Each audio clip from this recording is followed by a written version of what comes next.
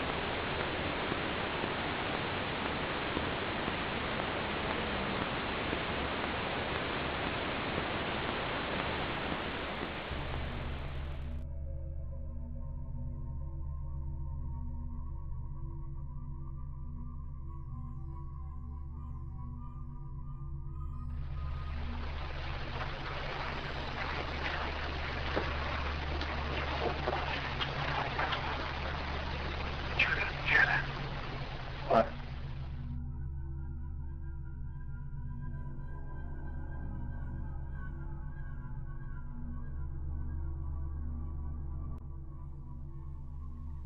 The interior wall of the child's room was generating an EM field, where there were no outlets or light switches, which led me to believe that there was still old wiring active in that part of the wall.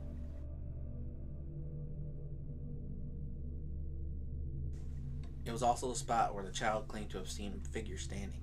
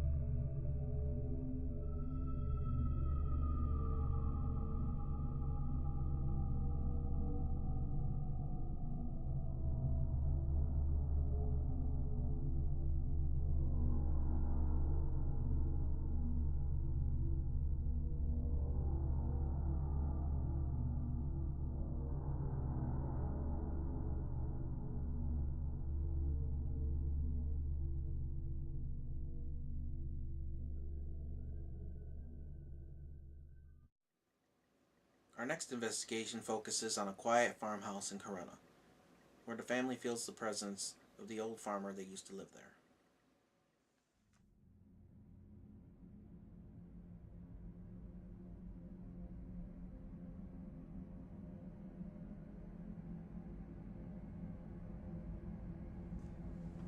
Well, we moved into the house about 2004, and really there wasn't a whole lot that started out then. Um, but we did foster care, and we had a number of kids that lived with us, and they were letting us know that there was different things that were going on. Periodically, different kids would tell us, like we had an attic door that would periodically pop open on its own. Unrealistically, that it should pop open on its own because of having a latch to it that was pretty secure. So for it to open up, it would be pretty hard for it to just pop open. We ended up having to put a mattress over it because numerous kids would complain about the eeriness of the house, of it being consistently opening up on its own. We also had numerous kids in the other small bedroom talk about possibly a figure of some sort standing within the room with them. Unexplainable, we're not exactly for sure to what extent the figure was or where it was in the room, but we never really was able to capture it, to be able to figure out, capture it on film to be able to figure out what exactly they were seeing. As far as other things throughout the house, of course there was always, it's an older house, so of course there's always noises that you hear, but there could also be different things that were unexplained, footsteps, of course, throughout the house. Always hearing footsteps throughout the house. There was also many situations where the door in the small bedroom would open up on its own.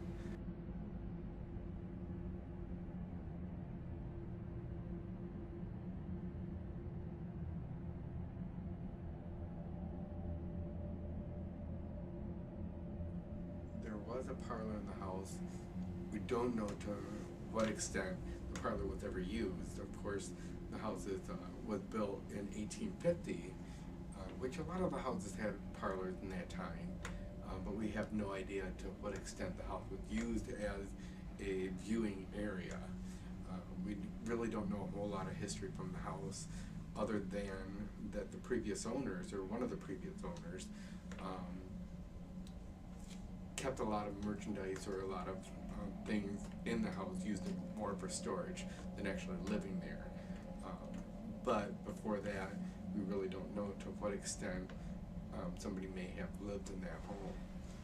Most of the house was in the original framework, so what was in the house is very possible that things could happen. And there could be a presence in there. We noticed a few things moving around, not very often, nothing of harm to our extent, but definitely something that was there with us. So there was several times after we moved in that there was an apparition or a presence at the end of the bed that felt like somebody was sitting there when there was actually nobody there in the room with us. And that was in the main bedroom, which actually used to be the parlor of the house.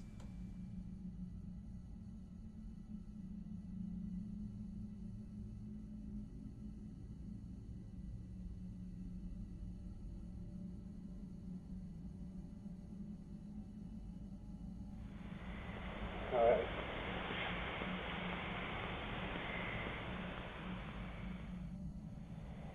Alright. For this investigation, 2 guests joined us. They also reported hearing strange noises.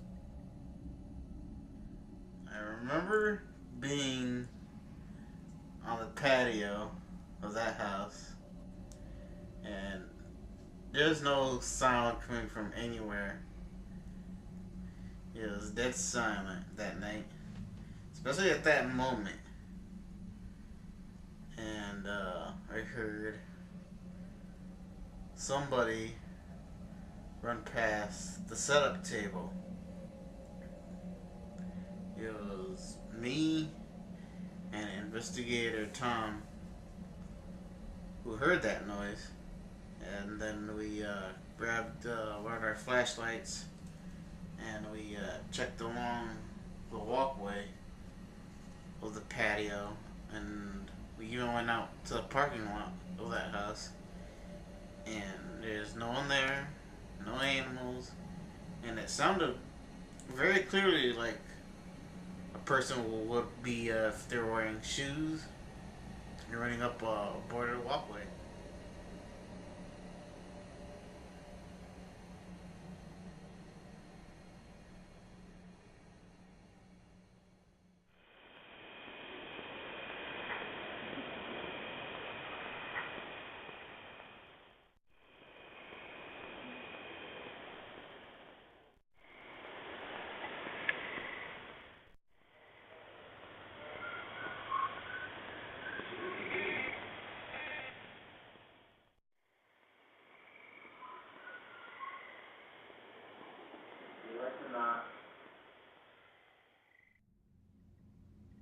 I remember being hypnotized almost by the upstairs window, where I kept catching myself looking out the window towards the barn, and I couldn't stop staring at it. That was pretty scary. I did not want to turn my head towards that hallway. I was just torn towards the opposite direction, which was a window of that room, which pointed directly at the barn, and I could not stop staring at the barn.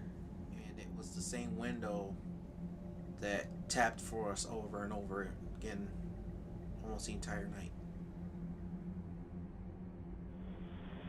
Staring out the window, looking at the barn.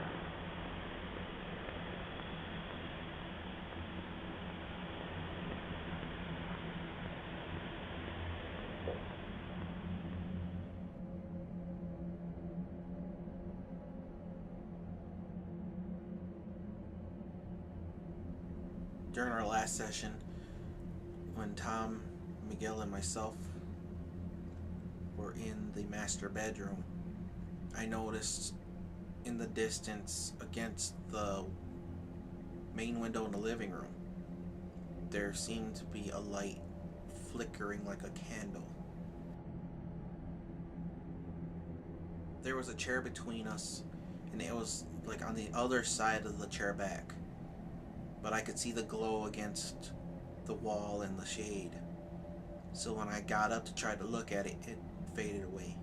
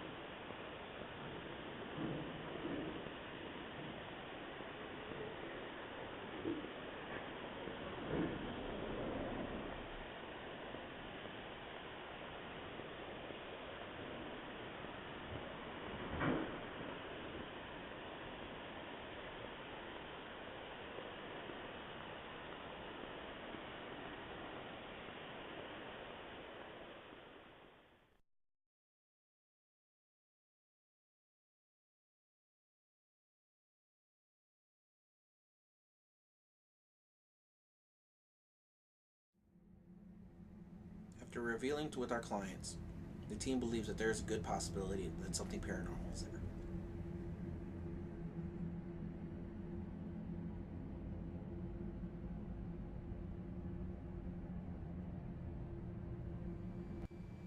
Do you think that you have stuff happening here? Um, when we first moved in, though, it was rather disturbing. some of the things that we were hearing, but now as we've been here longer, it seems to be kind of settling down a little bit more. In fact, nobody liked to be here alone by themselves because there was always so much action going on, but now it's quite settled. So you don't feel what was at the other house followed you here? No, hopefully not.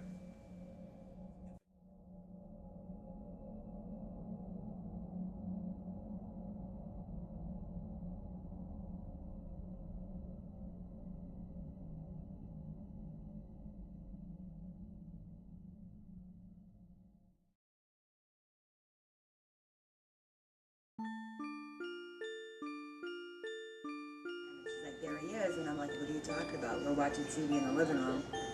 And she's like, the man's hiding behind the couch. And it scared me to death. And on that side of the wall, there's very few times where you'll see a shadow just brush against the wall.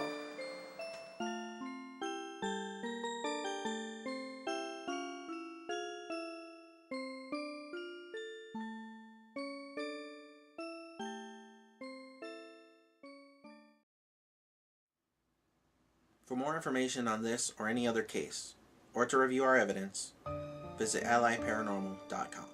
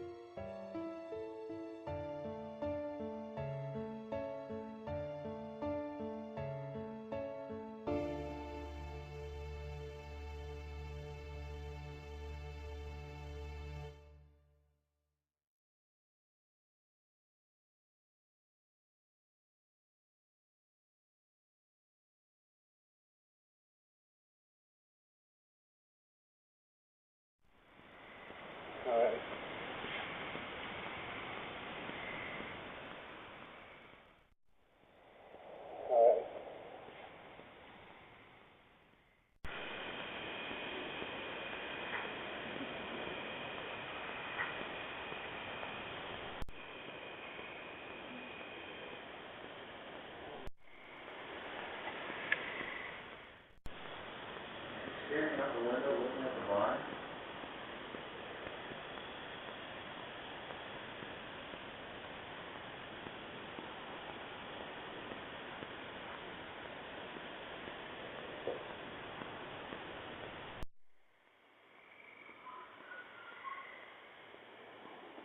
You reckon not?